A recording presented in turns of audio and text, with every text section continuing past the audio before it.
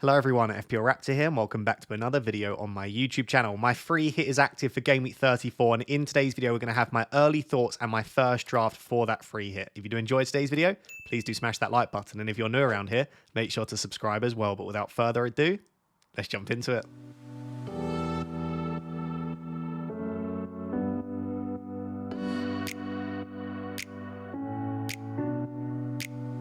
So guys, as I said in the intro, the free hit is active, and the purpose for today's video is just to be some early thoughts and my first draft. There are probably some absolutely stinking picks in here, and I will tinker throughout the week, and I will probably change this draft a lot. But please do give me feedback. Which picks do you like? Which picks do you not like? I will just timestamp that I'm recording this late on Saturday for a Sunday morning upload.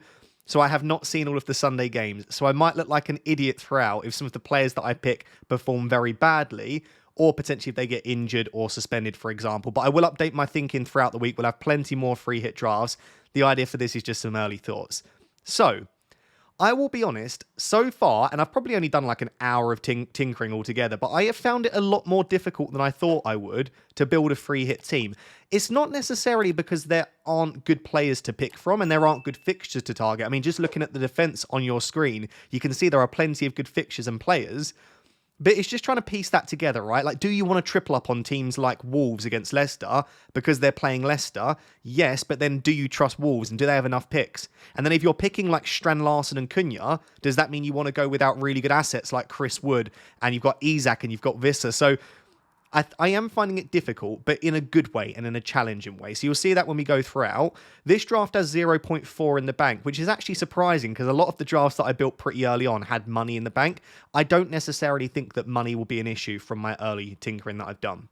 So let's start with the goalkeepers. At the end of the video, by the way, once I've gone through all of my team and explained the justification for the picks, I've actually built a differential 15, or I've essentially selected another 15 players on top of the 15 that I've got here that I'm also thinking about. So there's essentially going to be basically two full squads in this video.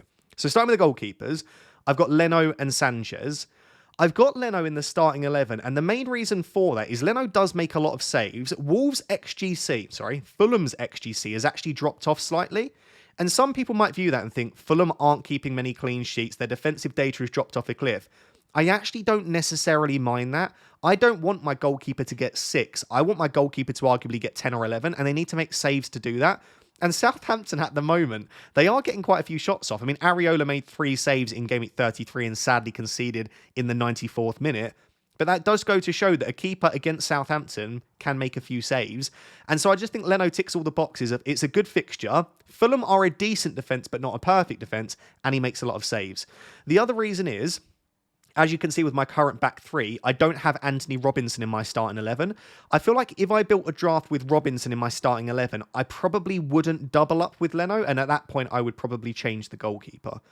My other goalkeeper on the bench is Sanchez. About 5 minutes before recording this video, I actually built a team with Sanchez and Jorgensen as my 2 goalkeepers, just basically confirming that you would have the Chelsea goalkeeper. Lots of people won't like that, and again, I'm recording this before Chelsea's game on the Sunday in Game Week 33. But I just think Everton aren't a particularly good attack. And Chelsea, for everything that they aren't, they're not very consistent. They can drop absolute stinkers, but they're not a terrible defence.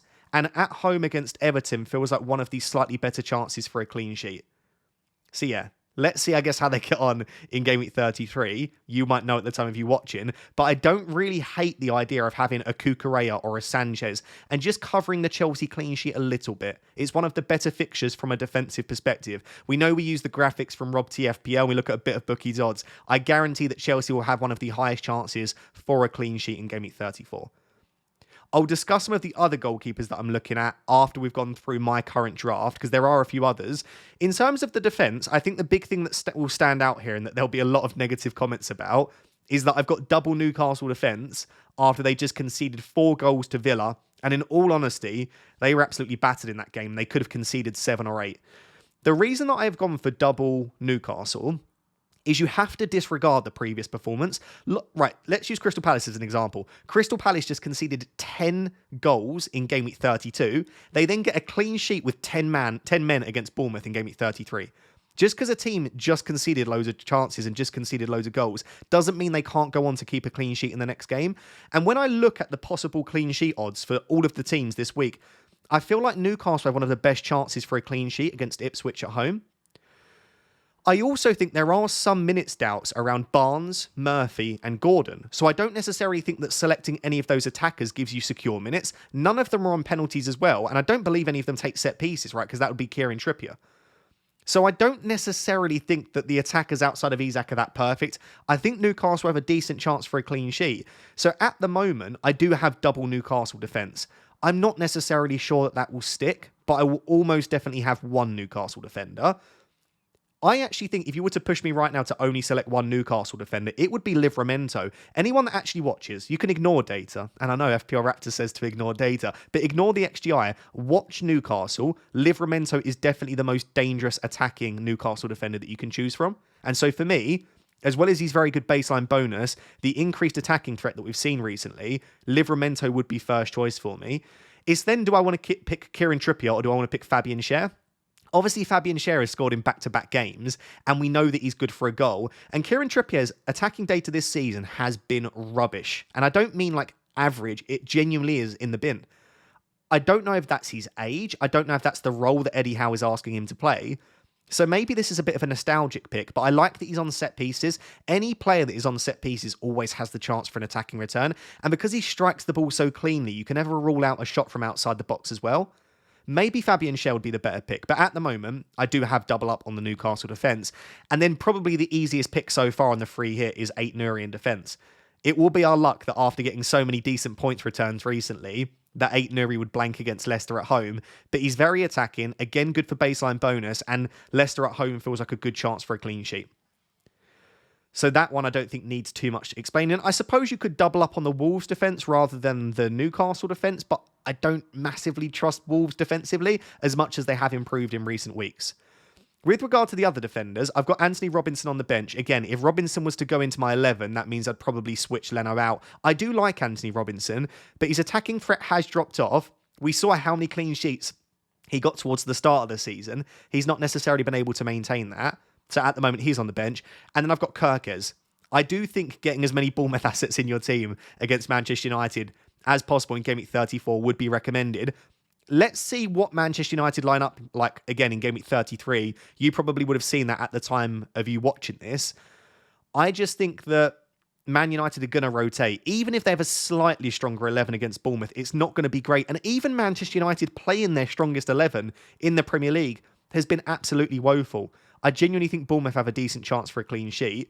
It's more so that I just haven't been massively impressed by Bournemouth recently. And that's why it's not that I think United are good. It's just that I don't think necessarily that I'd want a Bournemouth defender ahead of Trippier, Ait-Nouri or Livramento.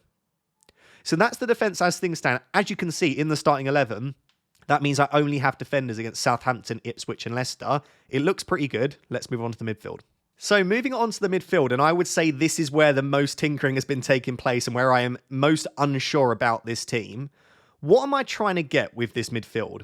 I'm trying to get a balance of, I love nailed assets that tend to play for 90 minutes, and I've got a few of them in here, but I also love penalty takers, and I also love players that take set pieces as well. My favourite motto on this channel is routes to points, and what I mean by that is I like having players that if they are dropping generational stinkers, they can still get me a 14-pointer. And I look at Mbeumo, Salah, Palmer, and Kluivert. All of them are on penalties. 3 of the 4 take set pieces as well, and most of them are pretty good for baseline bonus. They're just assets that don't even need to play well. And I'm not saying I don't think they will, but I'm saying they don't necessarily need to for me to get points from them. Someone like a Luis Diaz or a Harvey Barnes or a Jacob Murphy, when they're not on set pieces and they're not on penalties and sometimes have reduced minutes, not only are they not on the pitch all the time, but if they are not playing well, they're just not going to get points because they don't have the additional routes to points. So that is what I'm looking at a little bit with the attack. And even the front 2, when we move on to them in a second, it's a bit more of the same. But that isn't always, they don't always score the most points, let's put it that way. There are players like, for example, Harvey Barnes getting 27 points in 32. If I'd have said, oh, I'm not going to pick him because he's not on set pieces and penalties, look what he's done. Players don't need to have those things, but it's always an advantage. I think the easiest pick for me was obviously Mohamed Salah. He's probably going to be my captain. I've just not been massively impressed by Alexander Isak recently. I don't know if he is struggling with fitness a bit or if he's just not in the best run of form. It is still Ipswich at home, but Spurs just haven't been good themselves either. They obviously play on Monday night against Nottingham Forest. Let's see how they get on there.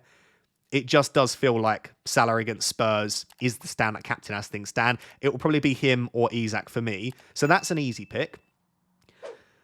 Cole Palmer, I think, will be very unpopular because of how poor he's been recently. And again, I'm recording this before his game in Game Week 33, so I don't know how he gets on there. I just truly still believe in Cole Palmer as a footballer and as an asset. I like that he's on set pieces. I like that he's on penalties. Again, he is good for baseline bonus. If he gets anything, he often does pick up bonus points. And whilst Everton have shown recently that they are a very, very, very solid defence, I don't necessarily think there are tons of midfielders that I believe in more as assets than I do Cole Palmer. So at the moment he gets in, yes, based on more historical performances than recent ones, but it just takes that one performance to turn that around.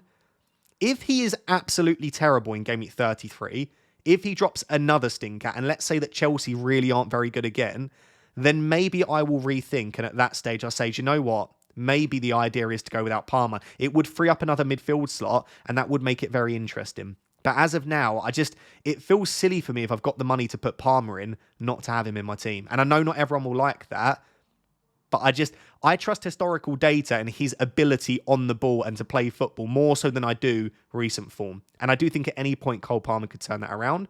Brian Mbeumo is probably the worst pick, I would say, in my free hit team.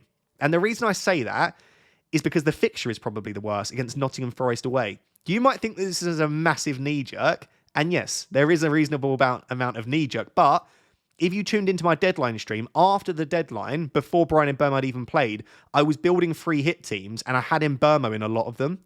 I just think Mbeumo is everything you want from an FPL asset. He is the second top point scoring player in the game. He's the only player other than Salah to hit 200 points this season. He's on set pieces. He's on penalties.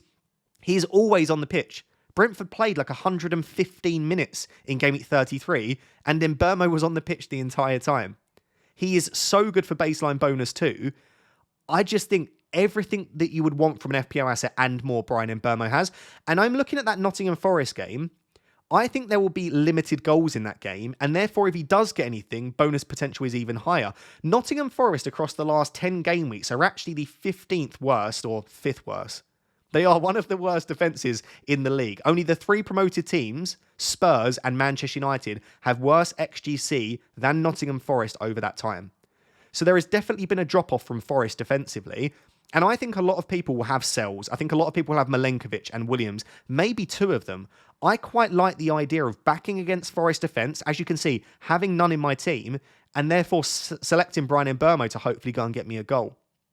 The only thing I will say is we know that Brentford's away data isn't as good as their home data, and we know that Forest's home data is better than their away data. So in terms of a matchup here, the matchup probably isn't there for Brian Mbeumo, but the quality absolutely is. I'd love to know how you feel on Brian Mbeumo as an asset on free hit. It is a massive knee-jerk. I mean, he went and got 18 points in Game Week 33, and again, he is the second top scoring player in FPL this season. It's very difficult to overlook him, but I also do want to try and target the fixtures, and I'm just not sure about this matchup for him. In terms of the other two, Kluivert makes it in. He wasn't particularly good in Game Week 33 against Crystal Palace, and I would say Bournemouth generally across the last 6 to 8 game weeks have been pretty poor, but he did get 90 minutes, and I like that because the only concern I would have had with Kluivert is he fit enough to continue to start and continue to get good minutes? So for him to just go and get 90 minutes is a massive plus. And as I said, United are one of the worst defences in the league. They are the worst defence in the league outside of Spurs and the 3 promoted teams across the last 10. And we know, again, according to Amorim, that Manchester United are basically going to be playing, he called it the kids, in the Premier League.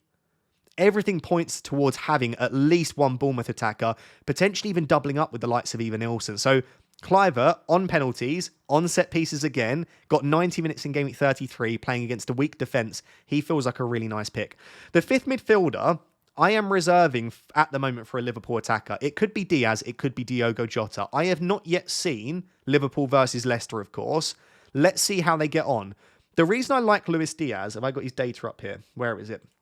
across the last 5 game weeks, he's scored, or he's got an attacking return in 5 in a row. Again, not including the Leicester games, I haven't seen that. But he got 3 assists in a row for an 8, 6, and 9. And then he's got back-to-back goals in his last 2 games. He started 5 of the last 6. His minutes look pretty good. His underlying data in that time, by the way, 1.2 XGI against West Ham, 1.02 against Southampton, even against a very good Everton defence, 0.54, against a very good Newcastle defence, 0.6. Luis Diaz's underlying data recently has been similar to what we saw in the opening 5 game weeks from him. He's been looking really, really good. And his minutes have been the most secure outside of Mohamed Salah. So I quite like the idea of going for Luis Diaz. But I also like a really cheeky punt on someone like a Diogo Jota if I think he starts instead. So basically, I'm reserving that position in the team at the moment for a Liverpool attacker, because Liverpool are one of the best attacks in the league and Spurs are the 4th worst defence in the league. So it just makes a lot of sense for me to have more attacking coverage for Liverpool outside of just having Mohamed Salah. So that is the midfield as things stand. I think it's a really good midfield 5, but obviously it is missing some big names as well, as I will discuss in the final section when we discuss some other options. Let me know what you think of those options there. Let's discuss the 3 forwards that I've got and then look at those 15 differential options. So moving on to the forwards, and at the moment I am playing obviously a 3-5-2. I tend to prefer midfielders in FPL, extra point for a clean sheet, extra point for a goal.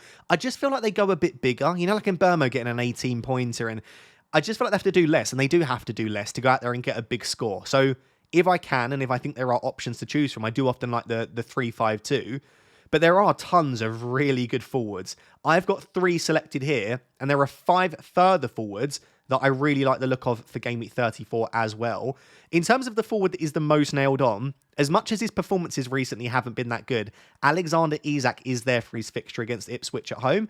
I don't know if I'll trust him with the armband now, but I don't think I'm brave enough to back against him. I think if I was really chasing, though, and I was free hitting this week, there is definitely the potential to back against him. His minutes haven't been perfect. He does get early subs at the moment, and he's just not been there. His touch, his finishing, it's just been a little bit off. He is still getting the chances largely, as we saw in Game Week 32, but there's definitely been a drop-off in his underlying data and performances, and not just in the last few, by the way. Across the last sort of 10 to 12 weeks, his XGI has dropped to about 0.4, whereas before that, it was up at about 0.7 or 0.8. But I like Isak enough to at least have him. At the moment, I've got Cunha. Again, this is one where I might look like a bit of an idiot if on Sunday, which is after I'm recording this, Strand Larsen starts, scores, and Cunha doesn't even start. But I think if Cunha starts, or if we think there's a good chance that he starts in Game Week 34, he's on set pieces, some direct free kicks, takes a lot of corners, and he's on penalties as well. And we just know that Cunha's ability is second to none in the Premier League in the forward options. We know what he can do in a football game. He has hauled on numerous occasions this season. And because his baseline bonus is so good, again, he doesn't have to do much. 1 good corner, 1 penalty, and he can come away with sort of 7 to 9 points quite easily. So I think if there is any chance that Cunha starts, and I want to take the risk, I do think he's a better asset than Strand Larsen. But Strand Larsen recently has been absolutely phenomenal. The amount of returns that man has been brilliant. And so maybe a double up with Cunha and Strand Larsen's the one, or maybe going for Strand Larsen instead of Cunha could be the one. I just think if it is one or the other at the moment, I would go for Matheus Cunha. Let's see again what the minutes look like on Sunday. And then I've gone for Chris Wood as the option on the bench. I wouldn't imagine that I would need that option on the bench, but the reason Chris Wood's there is when he's fit, he starts pretty much every game. We know that he's one of the best finishers in the league, and Nottingham Forest have everything to play for. So in this game, which I think is quite low scoring, if Chris Wood does return, he probably will get decent bonus points, and he's on penalties. He's just a very nice, safe option, and Brentford aren't a particularly good defence. They do concede chances. And so whilst Forest aren't the best attack, and they're not necessarily in the best moment in terms of form, I definitely think Chris Wood could do well. So, as things stand, that is the free hit draft that I've built. And again, it will change a lot, I'm sure, throughout the week. Let me know what picks you like. Let me know what picks you don't like. Let's now discuss some other players that didn't make their way into this first draft. So guys, as promised, here are 15 other players that I am considering. And this list is not exhaustive, but I don't think there are much more than 30. I probably have shortened it down to that many players to choose from. And it is going to be a limited pool of players. So a lot of free hit drafts will look very similar. We are choosing from obviously less fixtures than normal because there are blanks in this week. But there are definitely places that you can differentiate. In terms of the keepers, I think it really depends who you select in your defence. Do you want to double up on which defences are left? Because like I said, if I end up going for Anthony Robinson in my defence, maybe I go for someone like Sanchez, or maybe I go for a Sells or a Jose Sarr. If I don't go for Mbermo, maybe I do select Sells instead. But if I go for Mbermo, then I certainly won't select Sells. So I think it depends who else you select in your team. But goalkeepers, I think, are probably the last thought that I'll have, and I'll just pick whoever I have left as a spot available, essentially. In terms of the defenders, again, you could go for a Forest defender. Milenkovic, we know as the attacking threat. Nico Williams has been super impressive recently too. I think the defender that I'm most interested in that didn't make his way into my draft is actually Cucurella. He is quite good for baseline bonus. We know he's got a goal in him as well. How many did he have this season? Is it 4 goals? Yeah, 4 goals, 2 assists. I do think the Chelsea defence has a good chance for a clean sheet. Cucurella could make his way into my draft, but as of right now, I don't have Chelsea defensive coverage. Sessegnon is super interesting because he's playing as a right winger. So he's getting into such advanced positions. And he's a £4.1 million defender. You can see that his minutes have been a bit inconsistent. So 71, 1, 3, 13, 81, 56. But in that time, he's got 3 goals and an assist. So maybe Sessegnon could be worth the punt. I just worry about minutes. And I'm like, who am I putting him in there instead of? A Newcastle defender? Am I that confident? I think, again, if I was really chasing, I don't mind the idea of Sessegnon. And I've got Fabian Schär in here, but it wouldn't be, obviously, in addition to my Newcastle defenders. It would just be instead of like a Kieran Trippier. The other defender that I've chosen here is like Virgil van Dijk. This could be Bradley or Trent if we know which one's going to start. It could be Konate.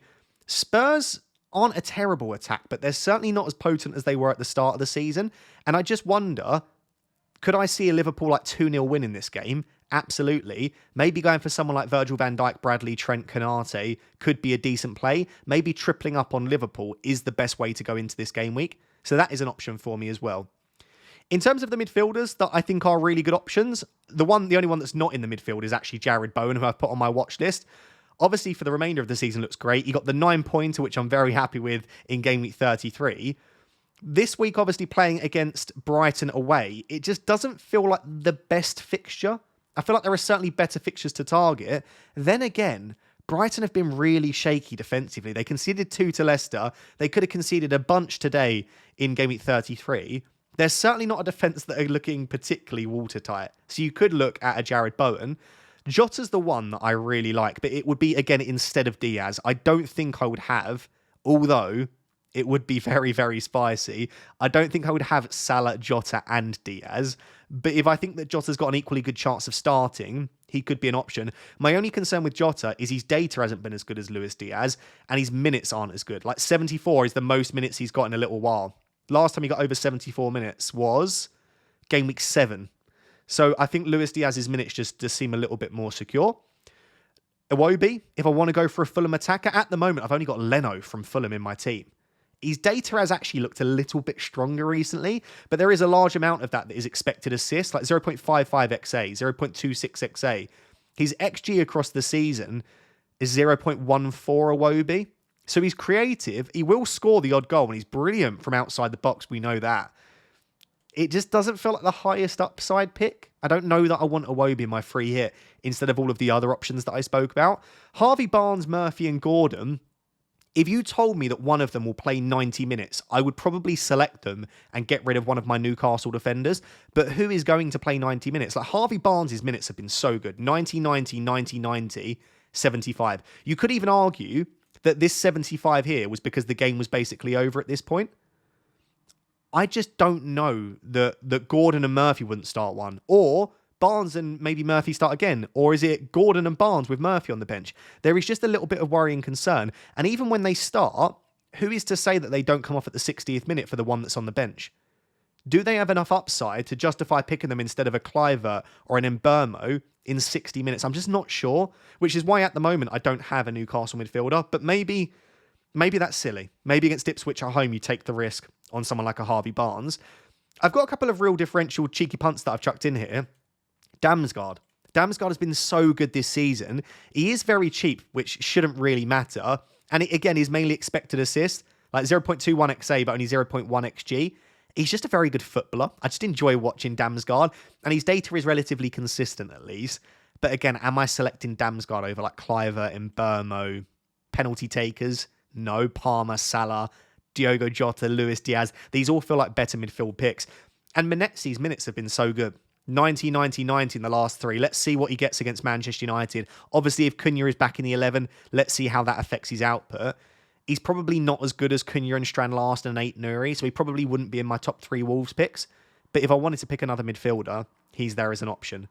In terms of the forwards, Wissa. If I'm talking about Mbeumo being great, Wissa is an absolute joke.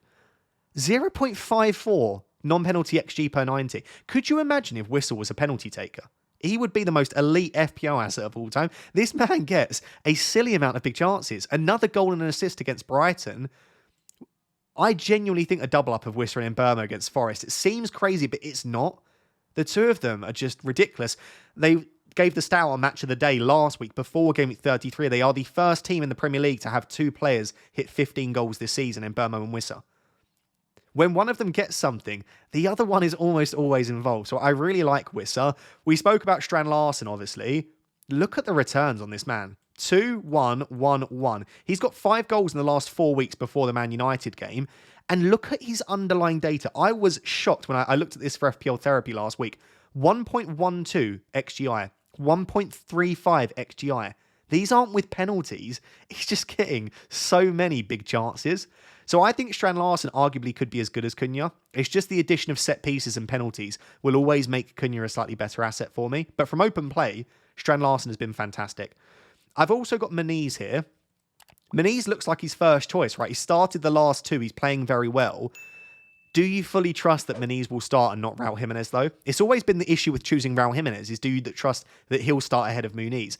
I just don't necessarily think that I would feel confident enough. And again, even if I am confident, do I think that they are that much better than Wissa, Isak, Cunha, Strand Larsen? Maybe not. And Southampton is such a bogey team for me. Every time I back someone against Southampton, it tends to go pretty badly. The other 2 players that I've got here on my watch list are Evanilson and Welbeck. Evanilson, like I said, with Kluivert, Man United are awful. And his data has been consistently really, really good. Like he had 1.73 XGI against West Ham.